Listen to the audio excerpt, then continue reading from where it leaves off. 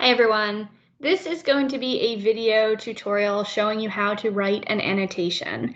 An annotation is, what I mean by that is when your teacher says you need to have an annotated bibliography.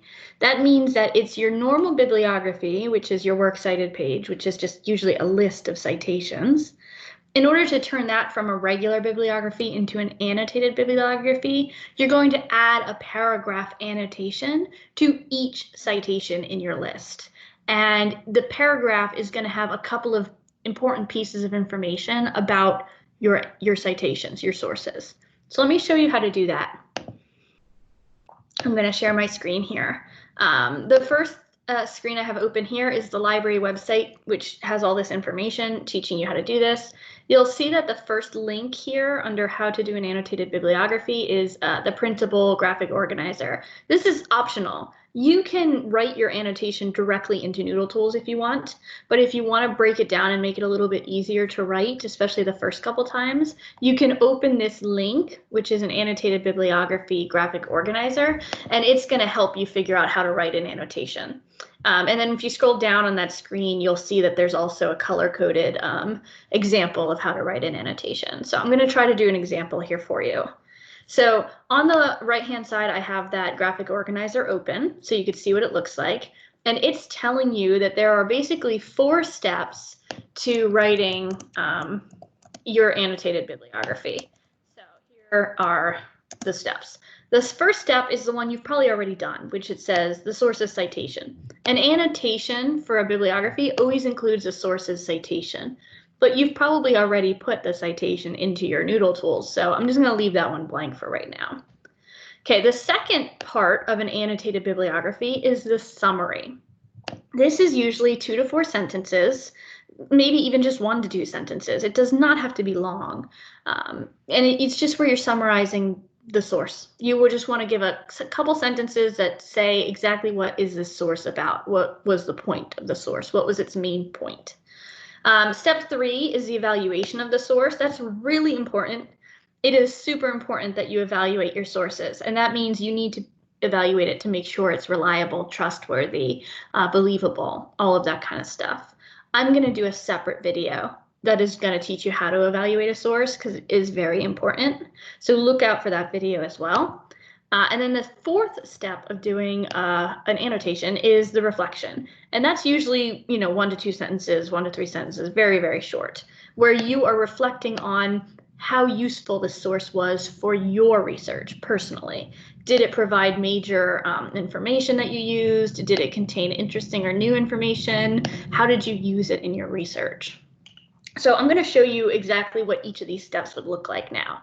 So step 1, sources citation. I already have that in Noodle Tools. I'm going to skip that part.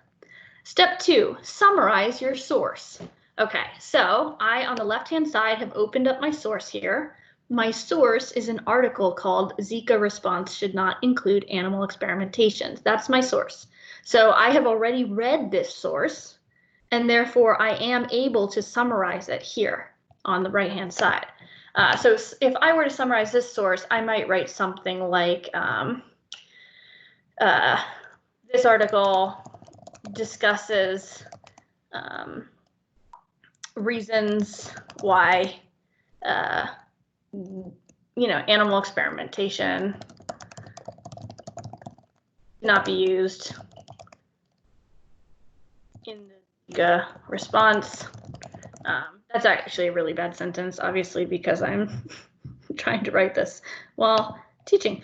Let me show you what an actual proper example would look like here. I'm going to scroll down on this screen, and it's here. So this is what, I've already pre-wrote this out earlier. This is really what a summary should look like. This article discusses the morality and scientific veracity of animal experimentation. It specifically references the Zika virus. Guillermo, that's the author, Guillermo's main point here is that, and then I mention what her main point was, and then I say she cites a recent NIH strategic plan and offers that further research concludes data from animals does not apply to human beings. So I'm basically taking 2 or 3 sentences to explain what the main point of the whole article was, and then I mention 1 or 2 of the author's main points. And that way I have a little summary of my article. Okay, the next part is evaluating the source. And again, this I'm going to keep really brief here because I'm going to do a separate video to show you really how to evaluate a source. But I will show you what an evaluation might look like. So here's what an evaluation that you type out might look like, something like this. I'm mentioning the author's name. That's important when you're evaluating. You have to know who wrote the information. Kathy Guillermo, and then I'm mentioning who she is, what her qualifications are, what her job is. She is the Senior Vice President of Lab Investigations at PETA.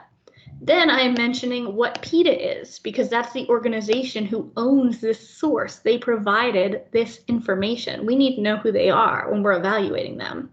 And I say PETA is an American Animal Rights Organization, a nonprofit. Then I mention any biases that this organization or author might have that I need to take into account.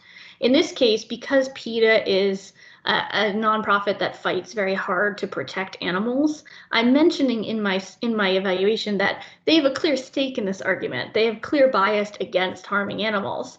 So because of that, I'm going to look for corroborating research before I use this source. So I'm just mentioning the fact that they do have a significant bias, but that doesn't mean the source is bad. It just means that in order to make sure that information is right, I just need to make sure I confirm it with a separate source before I use it.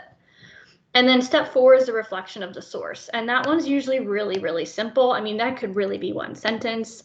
That is where you're just talking about exactly how you use this source. So I might put, I will use this source to demonstrate opposition towards animal experimentation.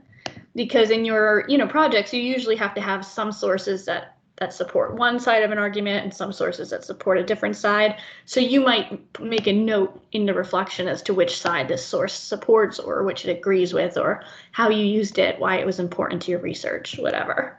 So those are the 4 different pieces of information that go into your annotation. Once you have all of them filled out, you're going to go into Noodle Tools, and in your sources page, you're going to look for the source you just annotated, which for me is at the bottom here.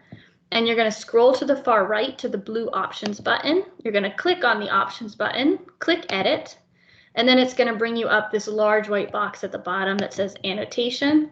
So you would literally just go in and you would just copy each of your 3 sections from your graphic organizer right over into tools here. And that is how you create an annotation. If you don't want to use the graphic organizer, you don't have to. You can just type directly in this white box in Noodle Tools. It's completely up to you.